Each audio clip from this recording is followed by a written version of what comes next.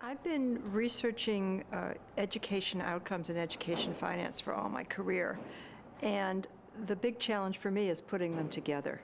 So I began looking at how education dollars are spread among kindergarten through 12th grade public school students. But then it became clear that even if they were more fairly spread out, that wouldn't necessarily improve the performance of the most disadvantaged kids. So then I sort of shifted over to looking at what are the determinants of the differences in how groups of kids perform in school. So at different points in my career, I've looked at one or the other. First, a lot of years spent on financing, on state financing and how it was spread among kids and if it was equitably distributed.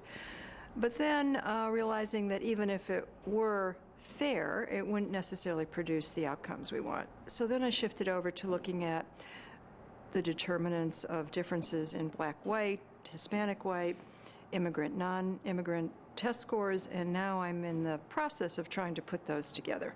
One of the interesting contrasts is recent work I've been doing in New York City with other people, looking at immigrants and foreign-born. Well, immigrants are foreign-born. Looking at immigrants who are foreign-born and native-born kids versus looking at native-born kids by race and by income. So when we look at the immigrants and the native-born, if we just average out how they're doing, the immigrants actually do better, which surprises a lot of people. Now, this isn't true from every country, so when we disaggregate, kids from China do particularly well, and kids from other areas don't do as well.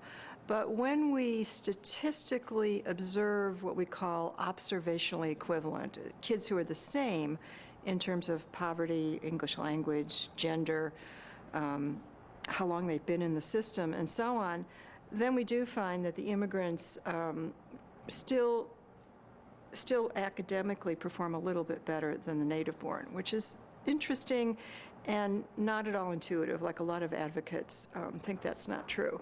We found that for kindergarten through 8th grade students, and now we're starting to look at high school students as well to see if it's still true for students when they get to high school and for students who enter in high school, like new immigrants in high school. On the other hand, the race gaps, which a lot of people in the country are studying, are persistent and difficult, and they are about the same in New York City as they are across the nation. Black and Hispanic kids don't do as well as Asian and white kids. Asian kids often do better than white kids. So putting those together, what's interesting is that if we take immigrants by race, some of these differences disappear. So for example, black immigrants don't necessarily do worse than white immigrants. So there's something to be learned here about, I think what sociologists call race as a social construct.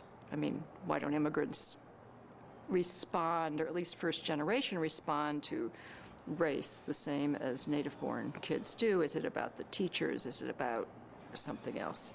So how to get the financing and the distribution of the resources and the programs that work all together is what I'm working on now.